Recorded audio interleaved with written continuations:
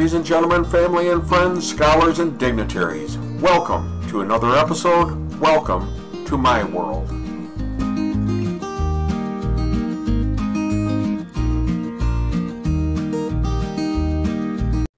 Hello, friends. So I believe in miracles. As a matter of fact, I experienced a miracle in my own life a while back, and so I have an affinity for researching the supernatural, and foremost are the miracles that have been reported across the world.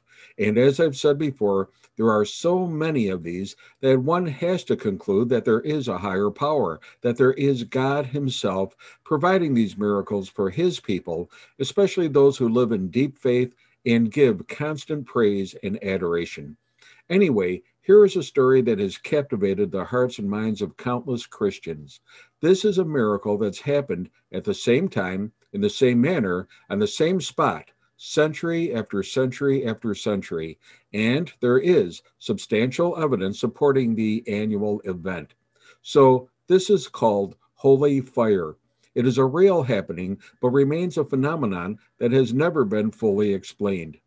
Every year, Orthodox Christians flock to Jerusalem's Church of the Holy Sepulcher on Holy Saturday, the day before Easter Sunday, to celebrate the Holy Fire ceremony.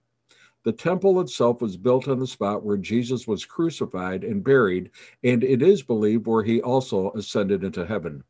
The Holy Fire ceremony symbolizes the resurrection of Jesus and is one of the most powerful of the public events of the Orthodox Easter season.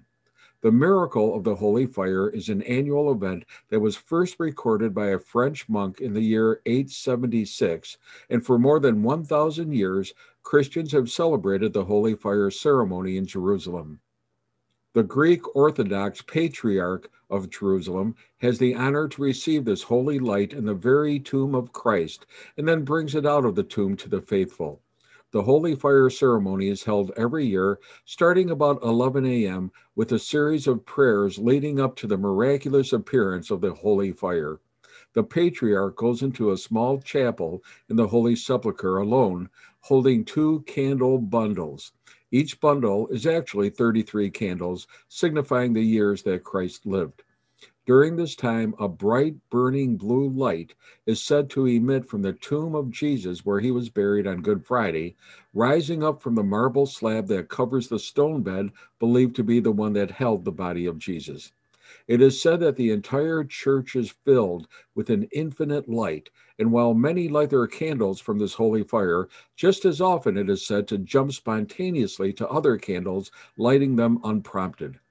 One story was written by a monk named Bernard after his journey to Jerusalem in the year 865. He described an angel who came down after they sang the Kyrie eleison, and the angel ignited the lamps hanging over the burial slab of Christ. At this point, the Patriarch passed the flame to the bishops and then to everyone else in the church. Now again, if there was a fraud and not a miracle, this would mean that every bishop of Jerusalem who has participated in this ceremony for almost 2,000 years has been guilty of conspiracy and fraud. And the fact is that in no way could so many have been involved without someone exposing it as a fraud, much less a violation of religious spirit. So here's the basic ceremony. The tomb is searched and sealed, actually by the police, and the Patriarch is similarly searched to make sure he doesn't have any hidden paraphernalia. Then he enters the tomb of Christ, the original tomb where he was buried and rose again, and the Patriarch only carries the 2 bundles of candles. He finds his way through the darkness towards the inner chamber and kneels in holy awe in front of the place where Christ lay after his death. Then the Patriarch prays, and while he is praying, the congregation chants, "Lord, have mercy." He says a set of prescribed prayers that have been handed down through the centuries, and, having said them, he waits. Sometimes the miracle happens immediately after the prayers, and sometimes after a few minutes. And then from the core of the very stone on which Jesus did at one time lay, an indefinable light begins to form and pour out. It usually has a blue tint, but the color may change and take different hues. The fire cannot be described in human terms. The light rises out of the stone as mist may rise out of a lake. It almost looks as if the stone is covered by a moist cloud, but it is light, Sometimes it covers just the stone, while other times it gives light to the whole sepulchre, so that people who stand outside the tomb and look into it will see it filled with light. At a certain point, the light rises and forms a column of fire, but one in which the fire is of a different nature, and the patriarch lights his candles from it. When he has received the flame on his candles, he goes out and gives the fire first to the Armenian patriarch and then to the Coptic.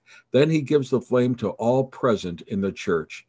And another amazing fact is that the holy light is not only distributed by the patriarch, but many have said that it spreads by itself, jumping from candle to candle, from person to person, spontaneously igniting candles. It flashes like lightning and sometimes flies around the church of the Holy Sepulchre and even lights the oil lamps in front of the tomb. So, the first miracle is that it develops spontaneously and has for many centuries. The second miracle is that often spontaneously it jumps to and ignites other candles and even spreads throughout the church. It even flies from one end of the church to the other. A third miracle is that for about half an hour after the holy fire appears, it is a cool flame that does not burn the face or beards or the hands. People even wash themselves with the cool flame. And again, this light, this fire, does not burn. No one has ever been burned by it. It seems to have a different consistency than normal fire that burns in a candle or an oil lamp. You can find several videos of the annual event on YouTube. There is even one fascinating video in which a large ball of fire explodes from the tomb, darts through the crowd, and strikes a pillar which lights up, and then the light disappears and is gone. Thousands see this every year, and hundreds of thousands have seen it over the years. There are many miracles that have never been explained by science, and to be honest, I do think that the holy fire of the sacred sepulchre is one of them. I do believe that it is true and genuine, and a gift from the Almighty to help us on our journey of faith. Now, for the detractors of this miracle, I will offer hard evidence. There was a Russian physicist, Andrei Volkov, who headed a scientific mission to investigate and study the phenomena of the holy fire. So, using electromagnetic radiation measurement instruments, he found that just prior to the event, all electromagnetic frequencies were normal, as would be expected. But once the ceremony began, he noticed three things. First, he observed the inexplicable appearance of plasma transversing the walls of the church in the form of a blue light. He noted that since plasma can only occur under specific conditions, such as in a highly humid environment, and none of these conditions were present that day, especially in the hot, dry, desert-like environment at that time, the plasma should not have occurred. Second, he did notice a dramatic spike in the electromagnetic measurements at the very moment the holy fire appeared when the patriarch was inside the tomb. So at that very moment, there was an electrical charge that filled the air. And according to Volkov, this would explain the charge that people felt for centuries, including the fact that the hair on their arms would stand up. And third, there was equally a noticeable discharge of electricity that created the holy fire. Now, these findings were published in a major Russian academic journal, co-authored with four other scientists, and the major findings were that, quote, a strong radio pulse was recorded emanating from the tomb at the moment of the holy fire's descent.